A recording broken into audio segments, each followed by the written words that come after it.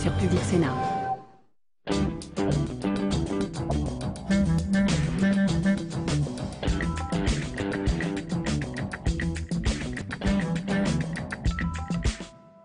Bonjour à tous, bienvenue, c'est l'heure de Parlement Hebdo, 45 minutes pour faire le tour de l'actualité politique et parlementaire avec Marion Lefebvre. Bonjour Marion.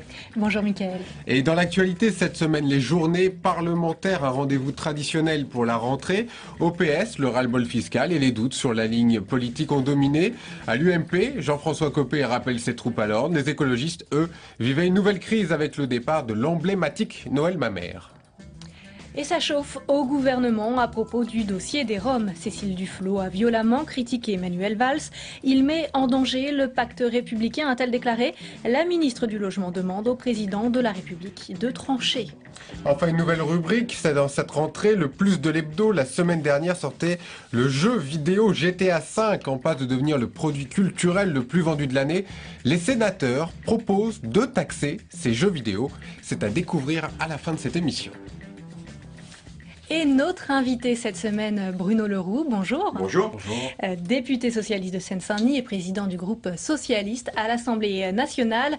Nous allons bien sûr décoder avec vous l'actualité de la semaine, une semaine marquée par des journées parlementaires et notamment lundi et mardi, les députés et les sénateurs socialistes étaient réunis à Bordeaux.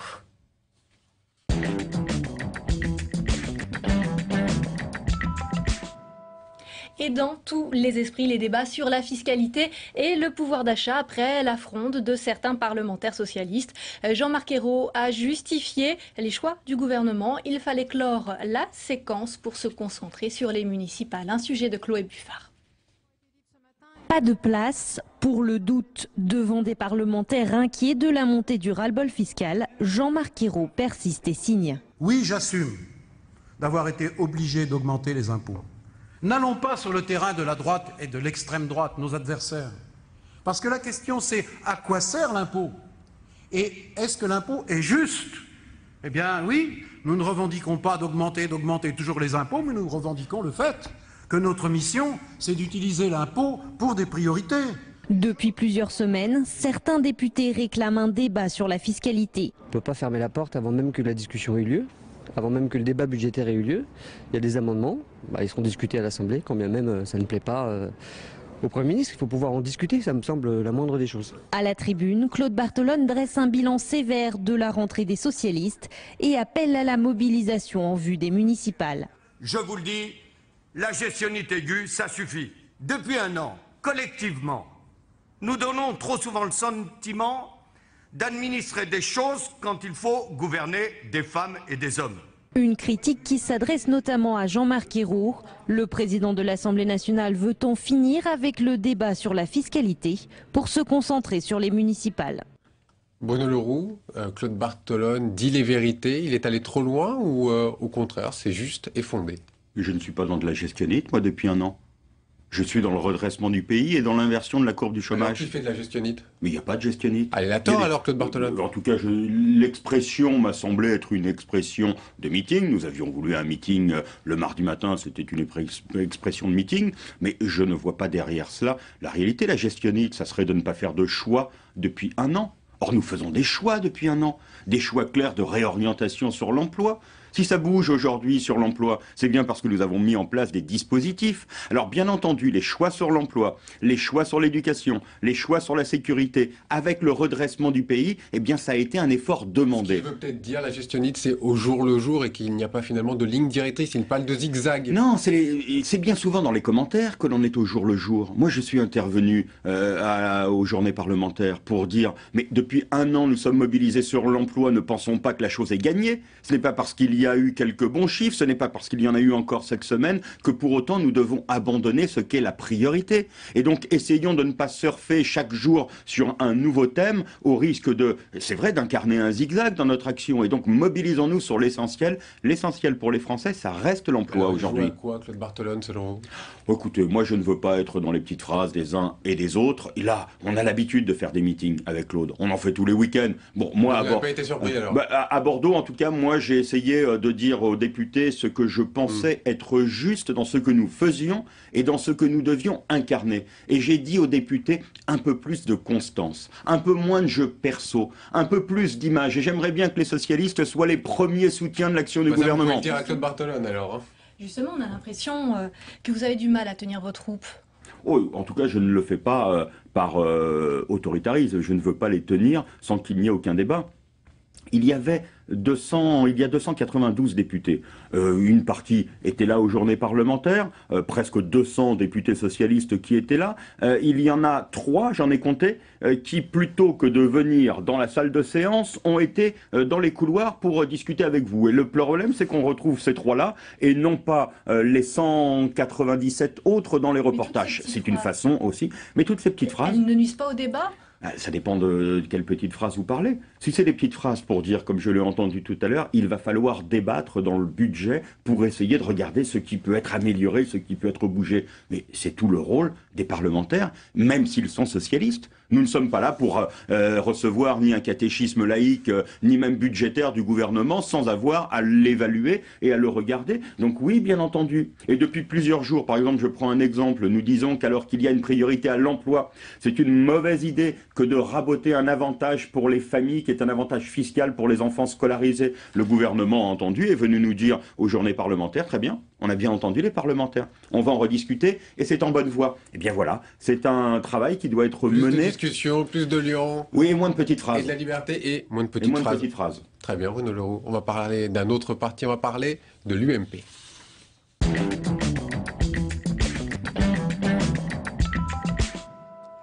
Pour ces journées parlementaires, l'UMP a choisi l'Assemblée nationale, pas de déplacement en province, dans les sous-sols de l'Assemblée. Donc, ils ont voulu jouer le sérieux et l'unité. Écoutez Jean-François Copé.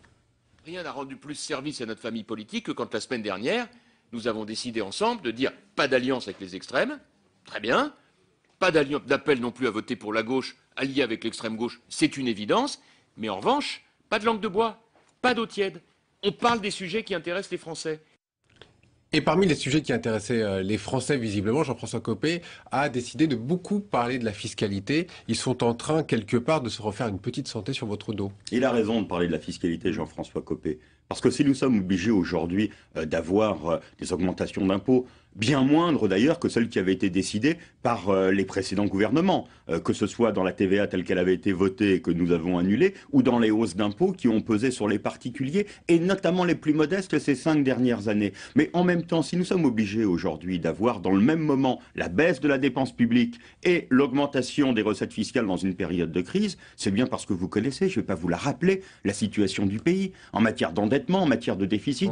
Donc il a raison. Entendu plusieurs fois oui, ce que vous disiez sur l'héritage. Mais bien entendu, mais l'héritage, c'est quelque chose qui est aujourd'hui validé, qui ne prête pas à contestation. On ne dit pas qu'il n'existe pas, il existe. Et moi, je ne veux pas y faire référence tout le temps, si ce n'est de dire que c'est la situation du pays qui est celle laissée par M. Copé qui nous conduit aujourd'hui à faire des ajustements et nous les faisons avec mesure pour ce qui concerne les Français et notamment sur le domaine de la fiscalité et avec justice dans ceux que nous avons mis à contribution, ceux qui ont été épargnés, ceux qui pendant 10 ans avaient été exonérés de l'impôt et qui aujourd'hui en payent à nouveau et qui portent enfin un effort qu'ils ne portaient plus avec la précédente majorité.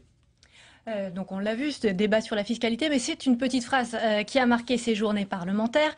Lors d'une table ronde, une déclaration a suscité de vives réactions. Vous l'avez entendu, Bruno Leroux, celle d'Éric Doligé, sénateur du Loiret. Écoutez-le. Moi, je dois vous dire que j'ai un instinct meurtrier en ce moment. Je suis comme la plupart des citoyens. Moi, je ne supporte plus Hollande et sa bande. Il faudrait qu'on évite de se tirer dessus entre nous et qu'on fasse tout pour tirer plus tôt. Enfin, moi, j'ai une liste de gens que je peux vous donner sur qui il faut tirer. Il y en a une quarantaine. C'est tous ceux du gouvernement. Donc, cognez à mort et oubliez que vous avez des amis sur lesquels, de temps en temps, on a envie de tirer. Au moins, faisons une pause pendant 6 mois. Quoi. Merci, monsieur Doligé. Bruno Leroux, Éric Doligé assume et ne renie pas ses propos. Est-ce qu'il faut le sanctionner? Je me demande s'il avait bu, s'il avait fumé, s'il avait fait quelque chose avant.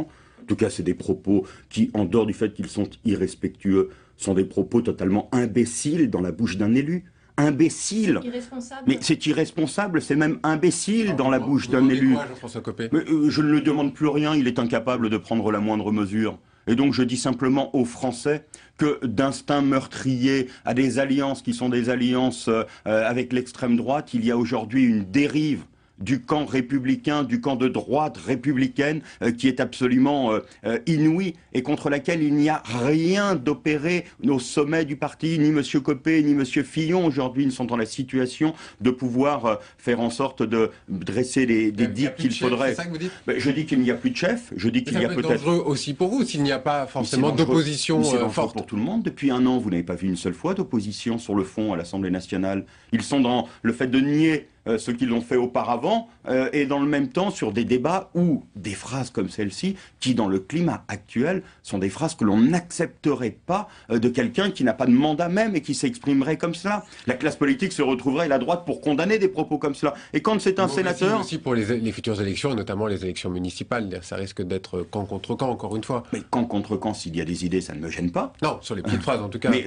les petites phrases, non. Moi, je ne veux pas. Je dis que ces propos sont des propos qui sont condamnables et que si l'UMP refuse de les condamner, c'est son affaire. Moi, je redis qu'un élu a un devoir d'exemplarité et que ces petites phrases sur les instincts meurtriers, sur les kalachnikovs qu'il faudrait soutenir contre le gouvernement sont totalement irresponsables en démocratie. Il faut donc sanctionner Éric Doligé ? Moi, je pense que la sanction doit venir de la barrière qu'il faut mettre maintenant entre cet élu absolument indigne et les Français. Bon, pour le reste, je ne demande plus rien, monsieur Copé, il est incapable d'avoir et d'incarner la moindre valeur sur ces questions-là. Bruno Leroux, on va poursuivre avec les écologistes direction Angers, où ils se réunissaient mercredi et jeudi.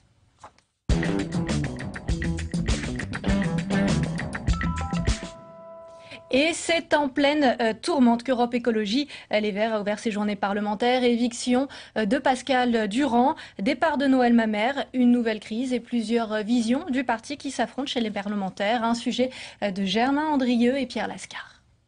Officiellement, c'est une première journée de travail à huis clos, mais difficile, voire impossible, de résister aux médias. Moi, je le posais, j'attends de savoir où je me mets. Chacun ici a sa version, ses explications sur le départ de Noël Mamère. Si Noël est parti, semble-t-il, c'est précisément parce qu'il a senti qu'au sein de la majorité actuelle, de la direction actuelle, eh bien, il y avait trop de mainmise, trop de clientélisme. Il parle de clan, par exemple.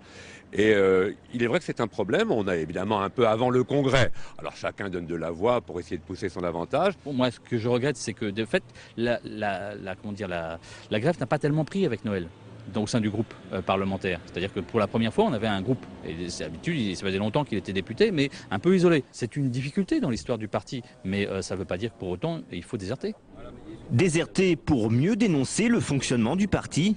Deux lignes s'affrontent aujourd'hui. D'un côté, la vision d'un parti muselé sous le contrôle total de Cécile Duflot. De l'autre, une seule justification, agir enfin de l'intérieur.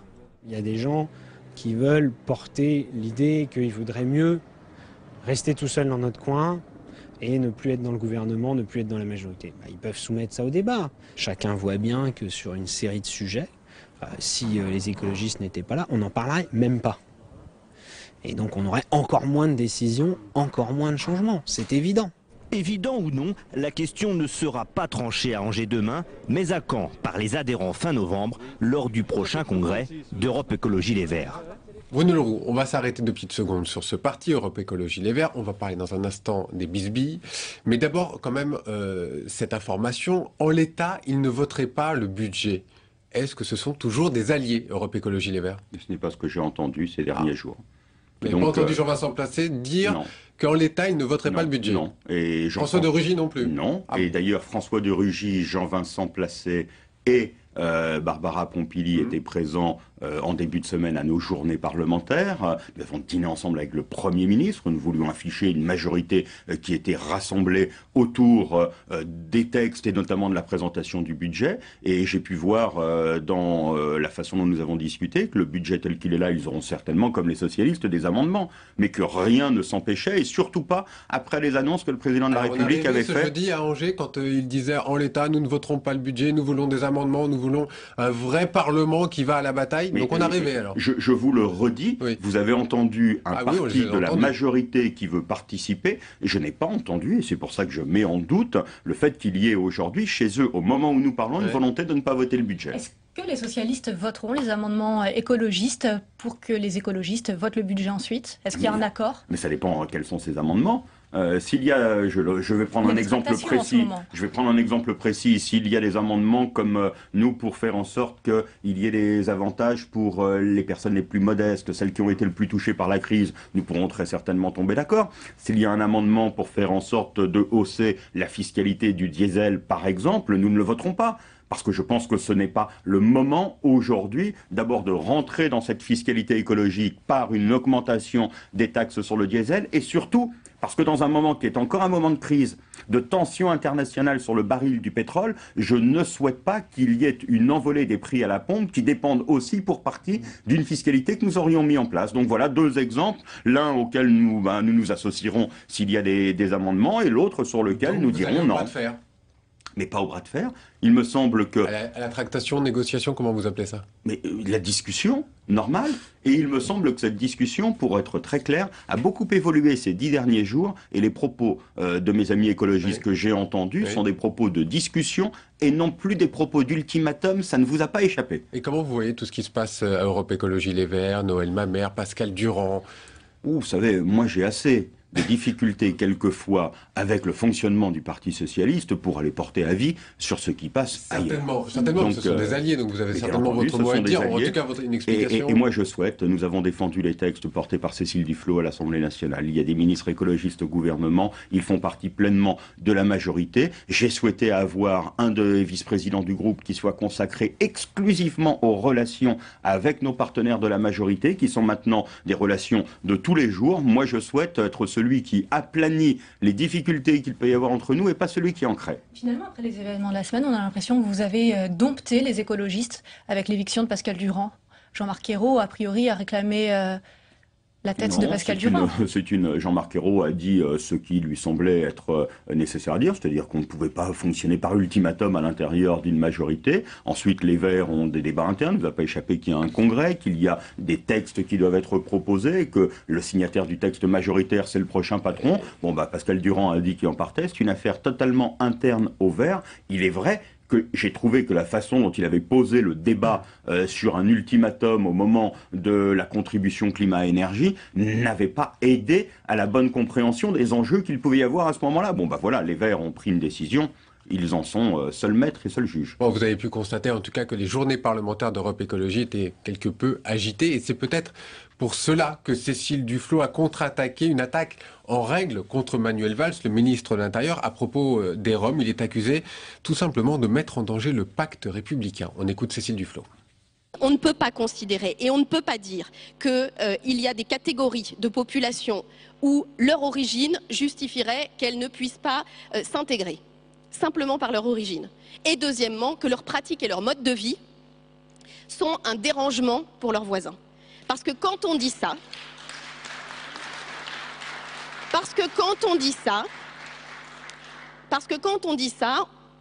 on est au-delà de ce qui met en danger le pacte républicain. Et donc, ce rôle essentiel qui a été confié au président de la République, de réparer les blessures de notre pays, d'apaiser les tensions, de lutter contre la tentation de l'extrémisme, qui est surtout la tentation du renoncement, c'est un rôle essentiel. C'est le pacte de valeurs qui a fondé cette majorité. Elle va très très loin, Cécile Duflot. Est-ce que vous acceptez ce qu'a dit la ministre du Logement? Elle était devant des militants écologistes. Et pourtant, elle était encore ministre. Elle était ministre quand elle s'exprime. Et donc, il doit y avoir une mesure. Moi, je ne veux pas laisser penser par le moindre propos, et je pense que Cécile n'a pas intérêt à le laisser penser, que Manuel Valls, le ministre de l'Intérieur, on voit la responsabilité qui est importante qu'il y a dans un pays qui connaît aujourd'hui le type de tension que l'on peut connaître, qui connaît la nécessité à lutter ici contre des phénomènes de communautarisme qui peuvent s'installer, mais de l'autre côté à protéger aussi les Français. Je n'accepterai à aucun moment qu'on puisse douter du côté républicain, et plutôt 2 fois qu'une et 3 fois qu'une de Manuel Valls. Donc vous soutenez Manuel Valls dans ce combat entre guillemets? Mais je soutiens Manuel Valls pour toute son action. je ne veux lui faire aucun procès sur la question républicaine. Et dans le même temps, je l'ai dit, est-ce qu'il y avait quelque chose de révolutionnaire à voir qu'il y a aujourd'hui une population qui, au niveau européen, est chassée de Bulgarie, chassée de Roumanie, chassée aussi d'autres pays d'Europe, qui est sous l'emprise de réseaux de banditisme, de réseaux mafieux, et qui vit dans des conditions sanitaires, des conditions sociales absolument indignes, dont un certain nombre, bien entendu, ne souhaitent pas rester dans notre pays. Est-ce qu'il y a 2 lignes au gouvernement? Mais il y a une ligne, le Premier ministre l'a dit. Celle de Cécile Duflot, celle du Premier ministre, celle de Manuel Valls. Qui a raison? Il y a une circulaire qui est signée par ces trois-là. Et donc arrêtons le débat politique là-dessus, voire même politicien. Il y a une ligne qui est... C'est Cécile Duflot, c'est Manuel Valls. C'est bien pour ça que... Non, Manuel Valls a dit des choses sur lesquelles on a voulu ensuite sortir une partie pour faire un procès en républicanisme. Mais ce n'est pas juste. Donc c'est un procès qu'intente Cécile Duflot. Mais en tout cas, c'est un procès que l'on essaye de faire depuis plusieurs jours à Manuel Valls. Ce procès n'a aucune raison d'être. Et il y a aujourd'hui une politique qui est celle du gouvernement. Il n'y a pas de politique menée par Manuel Valls, par Cécile Duflot ou par un ministre. Il y a une politique que l'on retrouve dans une circulaire sur les questions des Roms, qui est un peu plus compliquée que le quelques débats qu'on veut avoir tout à l'heure, qui touche à l'Europe, qui touche bien entendu à la capacité à avoir des programmes d'insertion, de sédentarisation, mais qui touche aussi, pour un certain nombre d'entre eux qui sont en France parce qu'ils ont été chassés, dans la capacité qu'ils ont à vouloir partir et rejoindre leur pays. Mais on sent bien que la question divise au sein du groupe socialiste, au sein du gouvernement. Non. Arnaud Montebourg s'est exprimé également. Arnaud Montebourg, je viens de l'entendre il y a quelques heures en soutien de la position qui était celle de Manuel Valls, parce que tout comme moi, il ne peut pas imaginer le moindre procès fait à ce qu'est l'image de la République, la façon dont Manuel Valls incarne même les valeurs de la République. Et donc, arrêtons les faux débats. Si c'est le procès en stigmatisation d'une communauté qui est fait aujourd'hui, il n'a été fait par personne à l'intérieur de ce gouvernement et il n'appartient pas à notre tradition. Donc, regardons les problèmes en face et on peut vouloir mesurer l'exaspération de population de notre pays confrontée aujourd'hui à cette question. On peut mesurer les enjeux pour la communauté rome sans pour autant être dans des procès d'intention tels que je peux les voir depuis quelque temps. Cécile Duflot, on appelle au président de la République pour arbitrer. Est-ce qu'il doit intervenir ou pas? Le président de la République, il a aujourd'hui une politique qui est menée par son gouvernement, qui est résumée dans une circulaire. Oui, d'accord, mais Cécile Duflot dit c'est au président de la République de se déterminer maintenant, c'est moi ou lui. Mais je pense que les ministres auraient bien tort, et là encore, je disais tout à l'heure qu'on ne fonctionne pas par ultimatum, ni à l'intérieur de la majorité, ni envers le président de la République. Et donc, je pense qu'il n'y a d'ultimatum à avoir pour personne, surtout quand tout le monde connaît. Et donc voilà, les journées parlementaires sont terminées, on sort des meetings, c'est valable autant pour ceux qui s'expriment devant les socialistes que pour ceux qui s'expriment devant les écologistes. Revenons à la réalité et notre politique aujourd'hui sur la question Rome, nous pouvons clairement l'assumer parce qu'elle est clairement définie dans une circulaire qui est signée par tous ces ministres. Mais justement, Bruxelles a également mis en garde la France. La Commission européenne, par la voix de Viviane Reding, a menacé de sanctions. Oui, la Commission nous dit, mais elle ne le dit pas simplement à la France, elle nous dit qu'il y a des crédits qui sont consacrés à l'insertion, qu'il faut peut-être mettre en œuvre de façon plus forte. C'est difficile.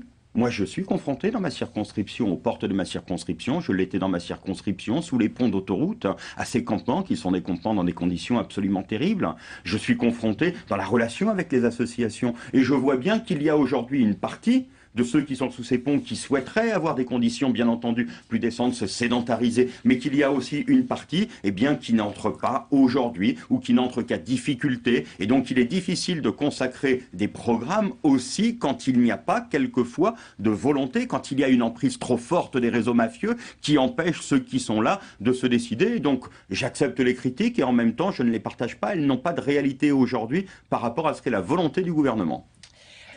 Bruno Le Roux, nous allons revenir aux journées parlementaires, cette fois le Parti communiste et le Parti de gauche.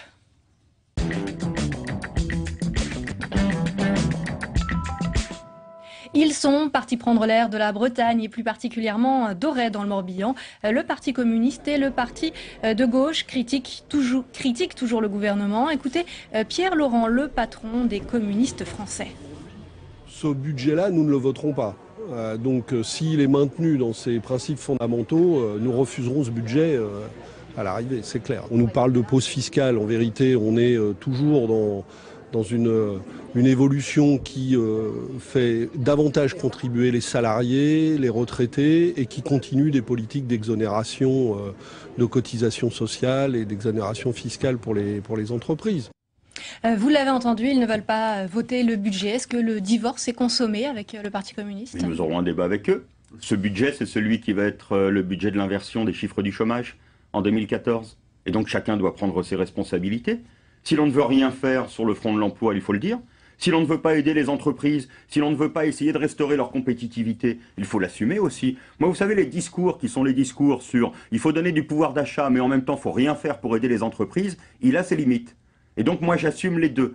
J'assume aujourd'hui que pour donner de l'emploi dans notre pays, pour faire en sorte de restaurer de la croissance, il faille aussi aller sur le terrain des entreprises, qu'il faille aussi aller sur le terrain des PME, qu'il faille aussi non pas faire des cadeaux, mais essayer d'être dans des perspectives de réinvestissement pour elles, de retrouver des marges, de retrouver des leviers de croissance, de pouvoir exporter mieux. Et donc je ne fais pas partie de ce discours qui serait haro sur les patrons d'un côté, avec des socialistes qui leur donneraient tout, et dans le même temps, comment on fait sur le front de l'emploi ? Moi, je suis pour qu'il y ait des emplois aidés tant qu'il n'y a pas de croissance. Et nous avons fait ce qu'il fallait sur les contrats de génération, les emplois d'avenir, les réformes qui sont les réformes du marché du travail. Mais pour le reste, dès que la croissance revient, il faut que nos entreprises retrouvent de la capacité à embaucher. Et donc, moi, j'assume les deux bouts de la chaîne. Faire en sorte d'agir sur la compétitivité des entreprises et lutter contre le chômage. Et le budget 2014 le fait. Donc, vous mettez le Parti communiste et le Parti de gauche devant le fait accompli. C'est bien ça. Et on ne les met pas devant le fait accompli, mais en même temps, vous savez, ils ne participent pas aujourd'hui à la majorité gouvernementale. Ils sont sur un discours qui est un discours bancal. Il faudrait arriver à faire en sorte de donner aux salariés et pour autant ne rien faire pour essayer de créer des emplois, pour essayer d'aider à la création d'emplois. Vous essayez quand même de faire des alliances avec eux pour les prochaines échéances. Mais bien entendu, sur les échéances locales, nous sommes localement dans beaucoup de majorités ensemble. Avec d'ailleurs des électeurs qui ne comprennent pas toujours les positions. Ça pas les alliances. Bon, ben non, il y aura des alliances, bien entendu, au niveau local, mais il ne vous a pas échappé que sur le terrain municipal, il y aura des projets municipaux, que nous nous retrouvons ensemble, je l'espère le plus largement, mais là, ce qui est dit par Pierre Laurent, ben, je suis désolé, s'il ne veut pas voter le budget qui sera le budget de la lutte contre le chômage et de l'inversion de la courbe en 2014, ce sera leur responsabilité. Allez, on en a fini avec les journées parlementaires, on va passer cette fois au budget.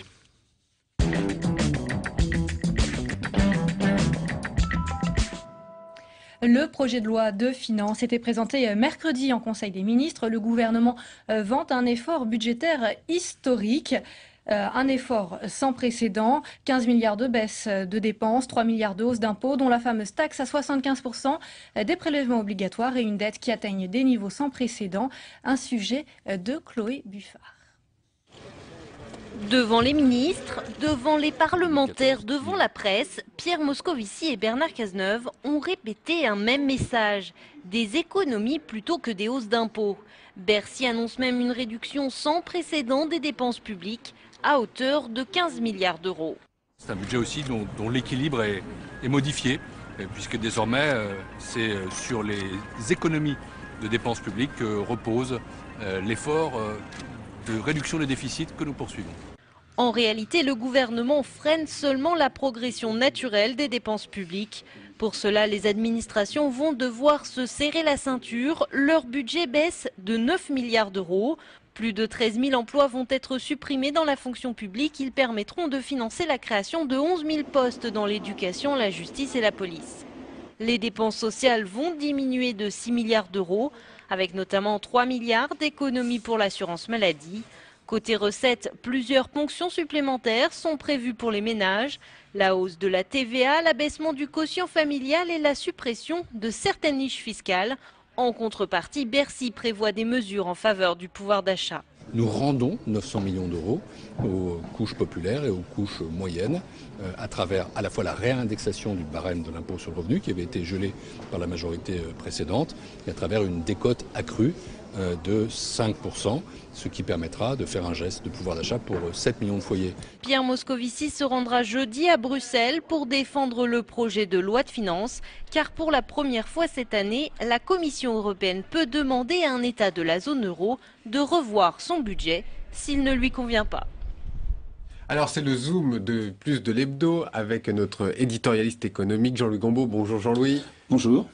Vous avez face à vous Bruno Leroux, je vous en prie. C'est à vous de débattre sur ce budget 2014. Alors il y a quelques questions sur ce budget 2014 dont on va parler jusqu'au mois de décembre. Ma première question est d'ordre politique. Tout à l'heure vous disiez nous ne sommes pas là pour recevoir un catéchisme budgétaire. Or il se trouve en fait de catéchisme que M. Moscovici a reçu hier la bénédiction de la Commission européenne. Et c'est la première fois que la Commission européenne, avant le débat parlementaire, donne son opinion, positive ou négative, et là elle est positive, sur le budget dont vous discutez les parlementaires. Est-ce que vous ne vous sentez pas un peu humilié, quelque part un peu sorti de votre pouvoir législatif sur la question fondamentale du budget, alors que vous êtes contraint de simplement d'avaliser ce qu'a avalisé la Commission? Non, justement, si ça avait été cela, et je m'étais exprimé en ce sens au moment où il y avait tous ces débats sur la solidarité en Europe, pour qu'on puisse organiser de la solidarité en Europe, et notamment sur des questions qui peuvent toucher à la mutualisation des dettes, par exemple, où nous n'allons pas assez loin, je pense qu'il faut qu'il y ait un corps commun qui puisse être demandé aux pays de l'Union européenne. Et donc il faut accepter une capacité à être regardé, voire à être jugé. Mais ça, c'est, je pense, le corollaire pour pouvoir continuer à voter et à décider. Moi, je le redis souvent, j'ai des débats avec la Commission européenne, non pas sur l'objectif que nous devons poursuivre, l'objectif qui est celui de la Commission européenne est ensuite celui qui avait été donné par le président de la République dans la campagne. Par contre, je veux qu'on nous laisse juge des moyens. Je veux qu'on nous laisse juge des priorités. Je n'accepte pas que l'on décide à notre place ce qui devrait être bon pour la France ou pas. Mais qu'il y ait une analyse qu'on appelle un peu macro-économique, macro-budgétaire de Bruxelles, je trouve aujourd'hui que cela fait partie des règles du jeu que nous devons accepter. Et alors à partir de là, quelle est votre marge de manœuvre en tant que parlementaire sur cette affaire de budgétaire? Mais ce qu'il y a à l'intérieur du budget. Tout simplement, faire la part entre ce qui doit être les économies sur la dépense publique et les recettes nouvelles. Nous sommes clairement en 2014 sur une tendance où nous voulons aller très largement vers des économies sur la dépense publique, ce qui n'a jamais été fait, ce qui n'est pas facile d'ailleurs. Moi, je vais demander au ministre de venir s'expliquer parce que j'ai des interrogations sur ces 15 milliards que nous avons de baisse de la dépense publique, sur la façon dont cela va se situer. Je sais que ça ne sera pas facile, mais il nous reste à l'intérieur des choix à faire. Le choix sur l'éducation n'avait pas été celui de la précédente majorité. Nous le faisons avec des moyens budgétaires lourds. Donc il reste bien entendu un pouvoir budgétaire, mais de la marge au sens d'une cagnotte, non. Mais de la marge en termes de discussion quand on est sur une nation comme la France, qui a quand même un budget solide, qui a des capacités de ressources, oui, bien entendu, il peut y avoir des politiques qui incarnent des idées différentes, des projets différents, et il y a toujours une marge. On n'est pas dans de la gestionnite quand on fait un budget, on est dans de la politique. Alors tout à l'heure, j'ai des interrogations sur le ministre à propos de la dépense publique. Oui. Moi j'ai une question. Est-ce que vous trouvez normal quand même de considérer comme une économie le fait que vous inversiez la tendance de la dépense? C'est-à-dire que vous dites, si on n'avait pas été là, les dépenses auraient augmenté de X%, avec moi elles augmentent de 0,2%, donc le différentiel entre X et 0,2 c'est de l'économie. Est-ce que c'est pas un peu de la gymnastique statistique? Ça peut sembler l'être. Simplement, il y a deux éléments qui viennent contrer cela. D'abord, l'évolution ces dernières années. Simplement le fait de regarder. Il y a une tendance à l'évolution des dépenses publiques ces dernières années qui n'a jamais été contrée. La deuxième chose, c'est que la dépense publique, elle augmente de toute façon d'année en année par un certain nombre de mécanismes qui sont des mécanismes d'augmentation ici, notamment sur la masse salariale. Et donc, tendanciellement, elle augmente toujours. Et donc, la diminuer, d'abord en diminuer l'augmentation et ensuite diminuer la dépense publique, parce que pour la première fois, ce budget ne va pas simplement être un budget où l'on va diminuer l'augmentation. On va diminuer la dépense publique sur le budget 2014, certes relativement peu, 1,5 milliard, mais c'est déjà un mouvement qui n'a jamais été connu auparavant, et un mouvement que nous devons discuter. C'est pour ça que je veux en discuter, parce que il faut diminuer les dépenses publiques sans pour autant perdre la qualité des orientations qui sont les nôtres, et notamment, je le rappelle, en matière d'emploi et d'éducation. Justement, la dernière question, justement, si la diminution de la dépense, la diminution du rythme de la dépense est une diminution, on en vient à une question de fond. Quand vous parlez, tout à l'heure, vous l'avez encore répété, l'inversion de la courbe du chômage, qu'est-ce que vous entendez par là?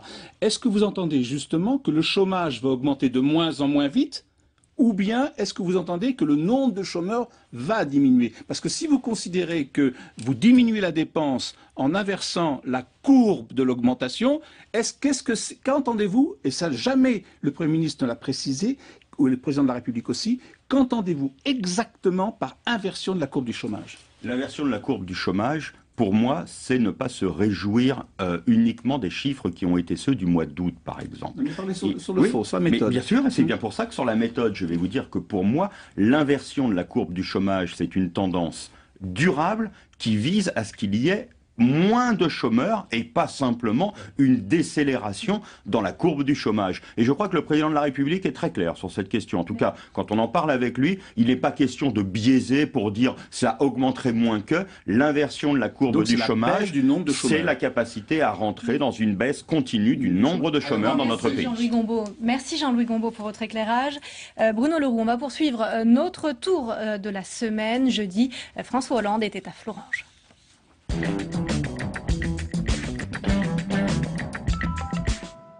C'était un déplacement à haut risque. 1 an et demi après sa première visite, François Hollande est donc revenu à Florange, sifflé par une centaine de salariés, déçus par les promesses non tenues. Face aux syndicats et aux salariés, justement, le président a justifié ses choix et il a annoncé la création d'un centre de recherche. Écoutez le président.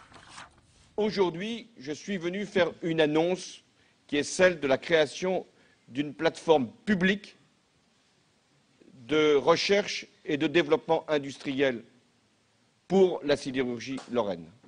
Cette plateforme n'est pas un centre de recherche de plus, c'est un centre de recherche qui a vocation à avoir des conséquences industrielles, de prendre tous les projets qui seront présentés pour assurer l'acier de demain. Bruno Leroux, les promesses seront-elles tenues cette fois?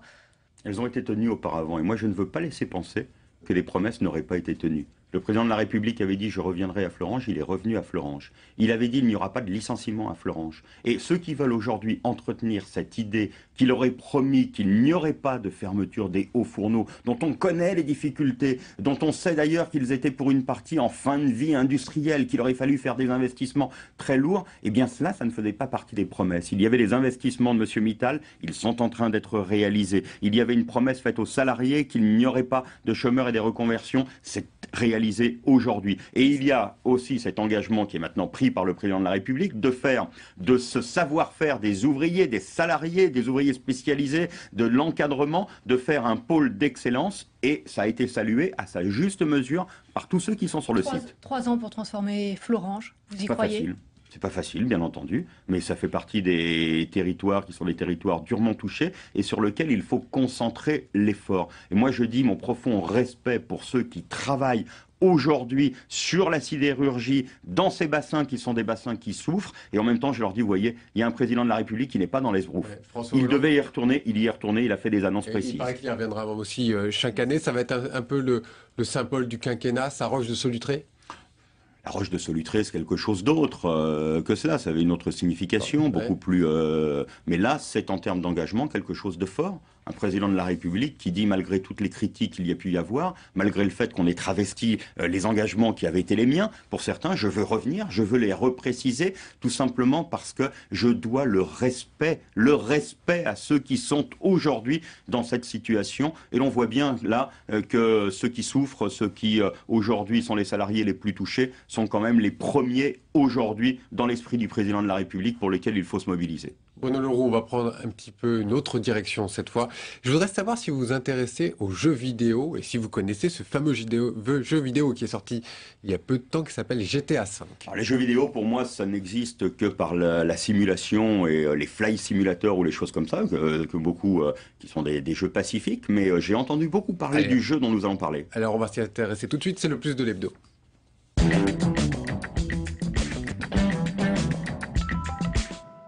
Plus d'1 million d'exemplaires vendus, GTA V, c'est un peu la vie des gangsters, plus vrai que nature. Alors les sénateurs, au même moment, s'interrogent sur cette économie virtuelle et si ont taxé les jeux vidéo. Reportage. Une semaine après sa sortie, le 5e opus du désormais célèbre jeu vidéo GTA s'est déjà écoulé à plus d'1 million d'exemplaires en France. Un record pour le studio écossais Rockstar North. Dans un secteur qui dégage plus de chiffres d'affaires que l'industrie du cinéma, la France a elle aussi une carte à jouer. Il y a de très bonnes écoles, il y a des bonnes formations, il y a des gens créatifs, il y a des très bons programmeurs que le monde entier vient nous débaucher. Il y a des bons graphistes, des bons game designers, donc globalement c'est une bonne terre pour le jeu vidéo en termes de talent. En effet, depuis quelques années, beaucoup de jeunes diplômés et de développeurs français sont attirés par des structures situées dans des pays fiscalement plus avantageux. On a Montréal qui est venu nous voir en nous disant on a de belles offres pour vous implanter, on vous aide dans votre implantation, regardez les crédits d'impôt, en plus on offre des crédits d'impôt aux salariés expats sur leurs revenus personnels, donc évidemment c'est un calcul intéressant. Une fuite des cerveaux prise au sérieux par les pouvoirs publics. Cette semaine, le sénateur d'Europe Écologie Les Verts André Gattolin et l'UMP Bruno Retailleau ont présenté leur rapport intitulé Jeux vidéo. Le texte égrène une série de propositions concernant la fiscalité et le soutien à la production nationale. On souhaite aussi créer une petite taxe d'une dizaine de centimes sur tous les jeux sur support physique qui sont vendus sur le territoire français.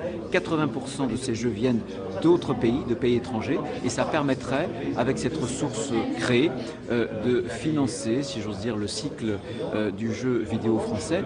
Une mesure qui sera discutée au ministère de la Culture parce que les jeux vidéo sont devenus des produits culturels comme les autres. Alors dans ce reportage de Simon Barbarie, il y avait deux choses. Déjà d'une part la violence sur les jeux vidéo et cette taxe. Premièrement sur la violence, qu'est-ce que vous en pensez de ces jeux vidéo et notamment GTA V qui fait un ravage dans tous les sens du terme? Je ne l'offrirai pas.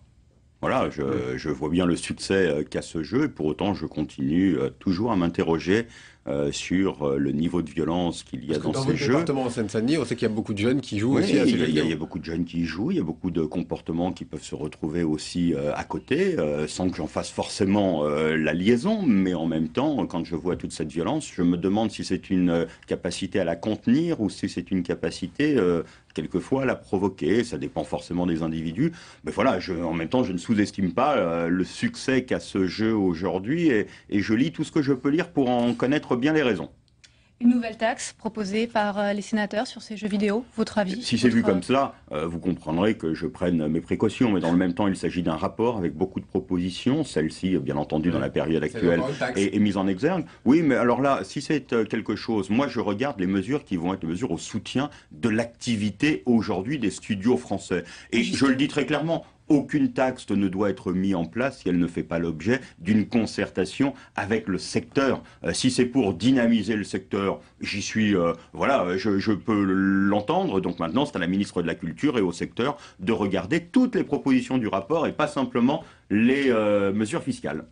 Merci Bruno Leroux de nous avoir apporté votre éclairage sur cette semaine marquée par les journées parlementaires. Entre autres, merci à tous de nous avoir suivis. On se retrouve bien évidemment la semaine prochaine. Bonne semaine à tous.